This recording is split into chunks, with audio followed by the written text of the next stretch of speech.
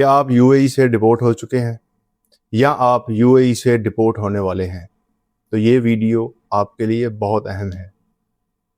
ڈپورٹیشن کے حوالے سے لوگوں کے مختلف آراء اور مختلف خیالات ہیں۔ کوئی کہتا ہے جرمانہ ادا کر دو تو ڈپورٹیشن ختم ہو جائے گی، کوئی کہتا ہے 1 سال کے بعد ڈپورٹیشن خود بخود ختم ہو جائے گی، کوئی کہتا ہے نیا ویزا لو تو ڈپورٹیشن ختم ہو جائے گی، کوئی کہتا ہے کہ نئے نام سے شناختی کارڈ یا نیا پاسپورٹ بنا لو تو ڈپورٹیشن کے باوجود بھی آپ دوبارہ سے یو اے ای میں انٹر ہو سکتے ہو۔ آج میں ان تمام سوالوں کا بڑی تفصیل کے ساتھ جواب دوں گا اور آپ کو آج یہ بھی بتاؤں گا کہ ڈپورٹیشن ہوتی کیوں ہے اور ڈپورٹیشن کتنے قسم کی ہوتی ہے۔ یو اے ای میں ڈپورٹیشن 3 قسم کی ہوتی ہے۔ ایک ڈپورٹیشن جسے کرمنل ڈپورٹیشن کہا جاتا ہے، یہ ڈپورٹیشن عموماً فیلونی یا مسڈمینر کے سیویئر کیسز میں کورٹ کے حکم پر کی جاتی ہے۔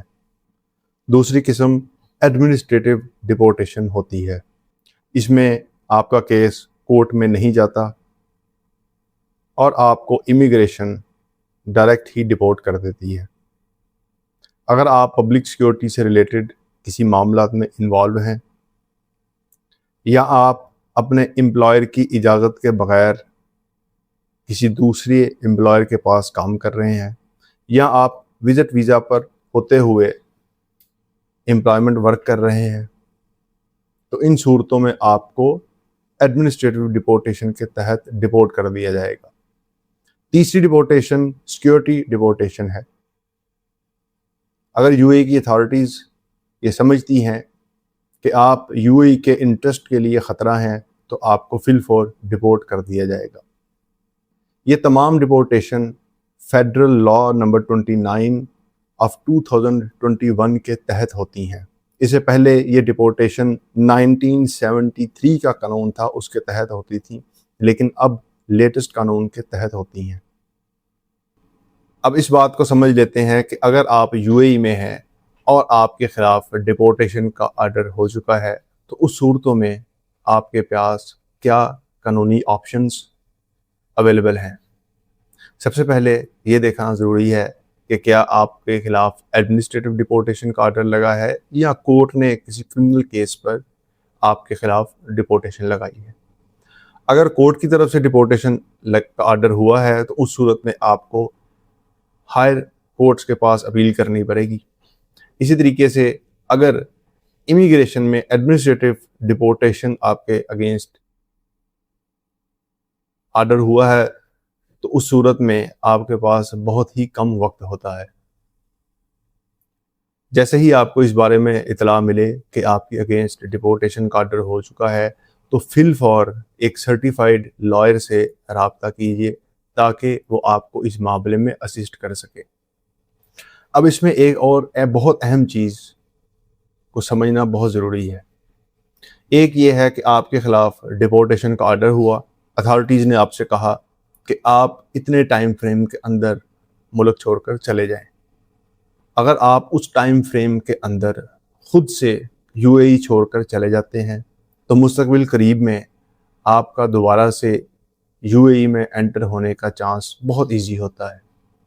اگر آپ مقررہ وقت کے اندر خود سے یو اے ای چھوڑ کر نہیں جاتے اور آپ کو اریسٹ کر زبردستی ڈپورٹ کر دیا جاتا ہے تو اس صورت میں آپ کے چانسز بہت کم ہو جاتے ہیں۔ کچھ لوگ یہ کہتے ہیں کہ 2 سال کے بعد 1 سال کے بعد خود بخود ایڈمنسٹریٹو بین ختم ہو جاتا ہے، تو یہ بات غلط ہے۔ اور اس ساری بات میں ایک اور اہم بات بھی ذہن میں رکھ لیجئے، اگر آپ کو کسی کرمنل ایکٹیویٹی کی وجہ سے زبردستی ڈپورٹ کر دیا جائے گا تو آپ کسی اور جی سی سی کنٹری میں بھی داخل نہیں ہو پائیں گے۔ اب آتے ہیں اس بات پر کہ جو لوگ یہاں سے ڈپورٹ ہو کر جا چکے ہیں کیا وہ واپس آ سکتے ہیں؟ تو سب سے پہلے یہ سمجھنا ضروری ہے کہ آپ کس کیٹیگری میں ڈپورٹ ہو کر گئے ہیں۔ اگر آپ اوور اسٹے کی وجہ سے ڈپورٹ ہو کر گئے ہیں تو اس صورت میں آپ کے چانسز زیادہ ہیں۔ اگر آپ کسی سیویئر کرائم میں انوالو تھے اور اس وجہ سے ڈپورٹ ہو کر گئے تو اس صورت میں یہ چانسز کم ہوتے ہیں۔ اس بات کو سمجھنا یا اس بات کو اپنے ذہن میں ڈال لینا کہ ایک بار ڈپورٹ ہونے کے بعد ساری زندگی کے لیے آپ پر یو اے ای کا بین لگ جائے گا، تو ایسا نہیں ہے۔ اب میں آپ کو یہ بتاتا ہوں کہ اگر آپ یو اے ای سے باہر ہیں اور واپس آنا چاہتے ہیں تو اس صورت میں آپ کو کس طرح سے اپنی اپلیکیشن سبمٹ کروانی ہوگی، کس کے پاس سبمٹ کروانی ہوگی، اور یہ ساری باتیں میں آپ کو متعلقہ قانون کا حوالہ دے کر ہی بتاؤں گا۔ یہ آپ کی اسکرین پر فیڈرل لا 2021 کا متعلقہ آرٹیکل شو ہو رہا ہوگا۔ اس میں واضح طور پر لکھا ہے کہ اگر کوئی شخص یو اے ای سے ڈپورٹ ہو کر چلا جاتا ہے تو واپس آنے کے لیے وہ کس آفیسر کو یا کس ڈپارٹمنٹ میں اپنی اپلیکیشن سبمٹ کروائے گا۔ اگر آپ ایڈمنسٹریٹو طور پر ڈپورٹ ہو کر جاتے ہیں تو اس صورت میں آپ کو امیگریشن کو ہی ریکویسٹ کرنی پڑتی ہے۔